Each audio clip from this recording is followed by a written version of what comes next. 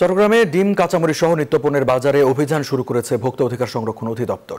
সকালে নগরীর কর্ণফুলী বাজারে ভোক্তা অধিকার সংরক্ষণ অধিদপ্তর চট্টগ্রামের উপ সহকারী পরিচালক নাসরিন আক্তারের নেতৃত্বে এই অভিযান পরিচালনা করা হয়। এ সময় বেশি দামে ডিম কাঁচামরিচ সহ বিভিন্ন নিত্যপণ্য বিক্রি করার অপরাধে কয়েকজন দোকানদারকে জরিমানা করা হয়। ভিসি নিয়োগের জেরে চট্টগ্রাম ভেটেরিনারি বিশ্ববিদ্যালয়ে বিক্ষোভ ও রাস্তা অবরোধ করে বিক্ষোভ করেছেন শিক্ষার্থীরা। বৃহস্পতিবার থেকে চলছে ক্যাম্পাসে লাগাতার আন্দোলন। এই বিশ্ববিদ্যালয়ে একজন জ্যেষ্ঠ শিক্ষককে ভিসি নিয়োগ দেওয়ার দাবি আন্দোলনকারীদের। অন্য বিশ্ববিদ্যালয় থেকে ভিসি নিয়োগ দিলে তা মেনে নেওয়া হবে না বলেও হুঁশিয়ারি দেন তারা। রাসূল সাল্লাল্লাহু আলাইহি ওয়াসাল্লাম এর আদর্শ বাস্তবায়ন ছাড়া সমাজে শান্তি প্রতিষ্ঠা সম্ভব নয় বলেছেন জামায়াতের মজলিসে শুরা সদস্য ও চট্টগ্রাম মহানগরের আমির শাহজাহান চৌধুরী।